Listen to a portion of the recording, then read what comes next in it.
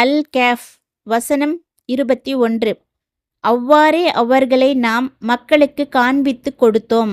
நிச்சயமாக அல்லாஹ்வின் வாக்கு மெய்யானது என்பதையும் யுக முடிவு நாள் வருவது தொடர்பாக ஐயமே கிடையாது என்பதையும் அவர்கள் அறிந்து கொள்வதற்காக இவ்வாறு செய்தோம்.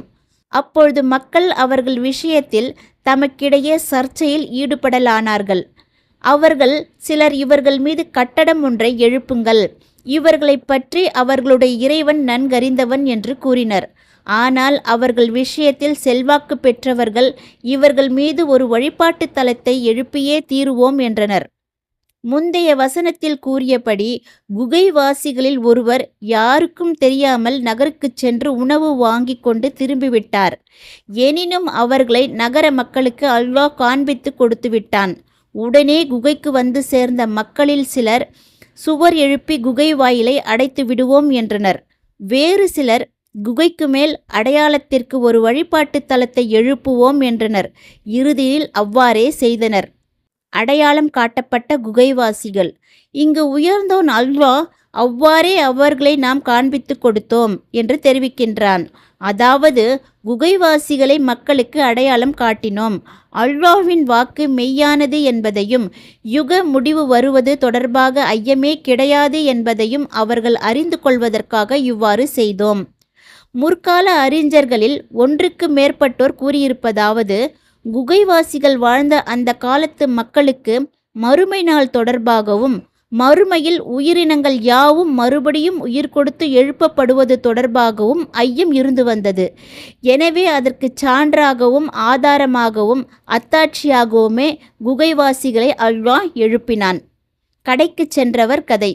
முற்கால அறிஞர்கள் மேலும் கூறியிருப்பதாவது, குகைவாசிகள் உண்பதற்காக உணவு வாங்கும் நோக்கில் அவர்களில் ஒருவர் நகருக்கு செல்ல எண்ணினார். அப்பொழுது அவர் மாறுவேடம் பூண்டு வழக்கமான பாதையில் செல்லாமல் வேறு பாதையில் சென்று நகரத்தை அடைந்தார். அந்த நகரம் அண்மை காலத்தில் தாம் வந்து போன நகரம்தான் என அவர் எண்ணிக்கொண்டார். ஆனால் மக்களோ பல தலைமுறை மாறியிருந்தனர். தமக்கு தெரிந்த அடையாளங்களில் எதையும் அவ்வூரில் அவரால் காண முடியவில்லை.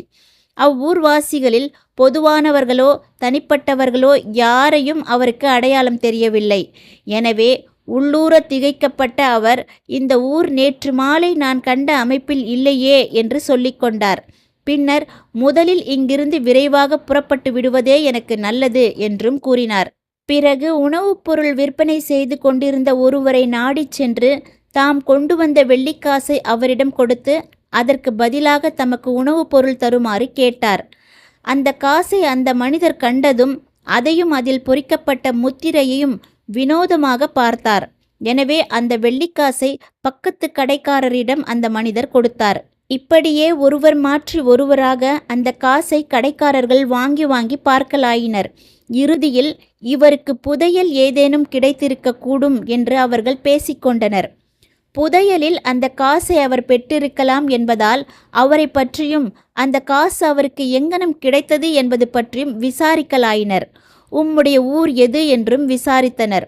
அதற்கு அவர், நான் இந்த ஊர்வாசிதான். நேற்று மாலை வரை நான் இங்கேதான் இருந்தேன். மன்னர் திக்யானூஸ் தான் இங்கு ஆண்டு கொண்டிருந்தார் என கூறினார். அதையடுத்து அவர் பைத்தியம் என்று கருதிய அந்த மக்கள் அவரை தம் ஆட்சியரிடம் கொண்டு சென்றனர். ஆட்சியர் அவரிடம் அவரை பற்றி விவரங்களை கேட்க அவரும் எல்லா விவரங்களையும் அவர்களுக்கு தெரிவித்தார்.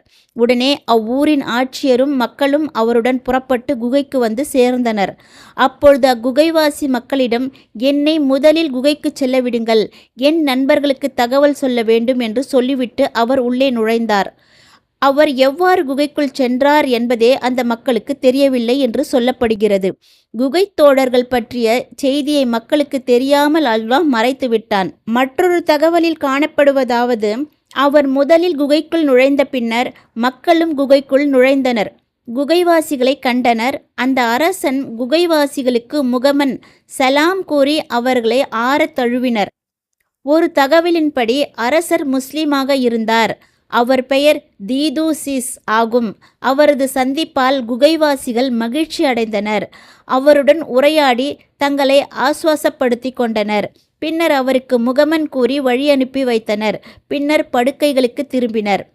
வல்லமையும் மாண்பும் மிக்க அல்லாஹ் அதை அடுத்து குகைவாசிகளுக்கு இறப்பை கொடுத்தான். அல்லாஹ்வே நன்கறிந்தவன். இதையே இங்கு உயர்ந்தோன் அல்லாஹ் அவ்வாறே அவர்களை நாம் காண்பித்து கொடுத்தோம் என்று குறிப்பிடுகின்றான். அதாவது அவர்களை நாம் உறங்கச் செய்து பின்னர் அவர்களின் தோற்றத்திலேயே அவர்களை எழுப்பியதைப் போன்றே அவர்களை அக்கால மக்களுக்கு நாம் காண்பித்து கொடுத்தோம். வழிபாட்டு தலம் எழுப்பினர். அடுத்து நிச்சயமாக அல்லாஹ்வின் வாக்கு மெய்யானது என்பதையும் யுக முடிவு நாள் வருவது தொடர்பாக ஐயமே கிடையாது என்பதையும் அவர்கள் அறிந்து கொள்வதற்காக இவ்வாறு செய்தோம். அப்பொழுது மக்கள் அவர்கள் விஷயத்தில் தமக்கிடையே சர்ச்சையில் ஈடுபட்டார்கள் என அல்லாஹ் தெரிவிக்கின்றான்.